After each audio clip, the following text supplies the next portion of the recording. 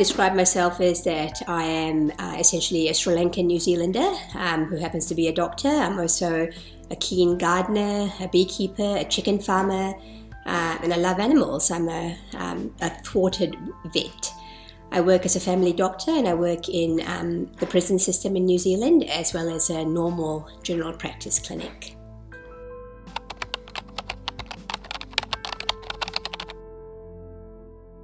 My book is it came out in September 2021 and it's a collection of different chapters, about 14 different chapters. And the main theme of each chapter is how a patient impacted their medical professional in a really profound way that made the medical professional change some aspect of their practice. The stories span time from the 1980s to the current time. They span specialties from neurology to metabolic medicine to psychiatry. And I guess the central theme of the book is really that theme of change and also the theme of what we carry with us from our past.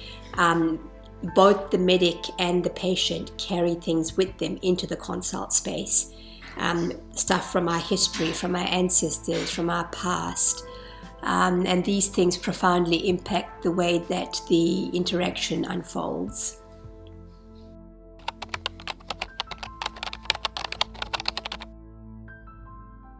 The motivation behind writing this book, I've always wanted to be a writer. As a teenager, I loved words, and I thought I'll always write a book one day. But when you work full time, you just get stuck in that whole pattern of going to work, coming home, being tired, and so on. And actually, in 2020, general practice, I work as a general practitioner, and general practice became relatively quiet, partly because of the extremely good measures that our government undertook to control COVID. And our waiting rooms were quiet, and I just had a lot of spare time on my hands, and that's when this book evolved. I like writing both fiction and non-fiction, and this book is a book of non-fiction. When I was a junior doctor, we spent so much time learning about the what of medicine. What makes a heart beat properly? What makes a bone knit together properly? What prevents a brain from slipping into dementia, and so on.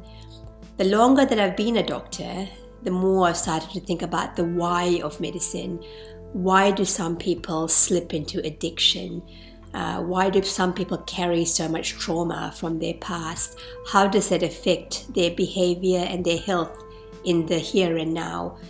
And this is why this is how this book came about.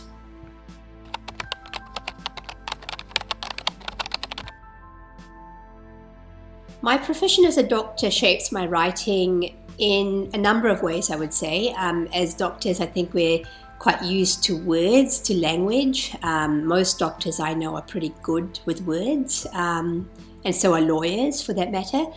And my profession also shapes my writing in terms of the themes in which I explore. In my fiction work in particular, I like to explore themes of otherness, of people feeling at the fringes of society, and this reflects some of the patients that I've encountered and the stories that have really moved me. I think being a doctor, you also learn to notice what makes people tick. So it's not just what's on the surface, what's going on underneath, what things in their spirit and their soul, and as well as their hearts and minds, lead to the whole person. And I find that a really interesting way of approaching my writing.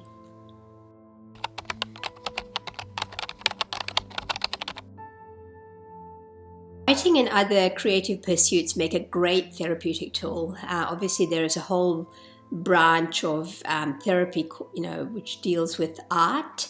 So especially for children, but also for people who've been traumatized, when they create art, it really helps them to tap into their child self, the self that may have been damaged through whatever happened to them in the past.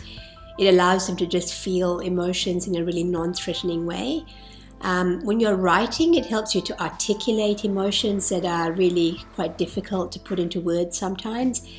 If you write a character that may have undergone some of the same things that you've undergone when you were younger or in your past, again, that can help you just process stuff. Not necessarily come to any really profound answers, but just helps you to process it a bit better. Yeah, so definitely, and I think everybody should have a creative pursuit. And I think everybody is creative fundamentally. I think, there's an artificial divide between saying some people are creative and some people are not. I think we're all creative beings. We just need to find the type of creativity that makes us sing. For some people, it might be baking. For some people, it's art, like painting. For some people, it's writing. For some people, it's gardening or knitting. All of these things are creative pursuits, and they really help us to, it helps increase our serotonin, it helps us to be in the zone, it helps us to focus, it helps our emotional health and our mental well-being. So really important for all of us to be doing that.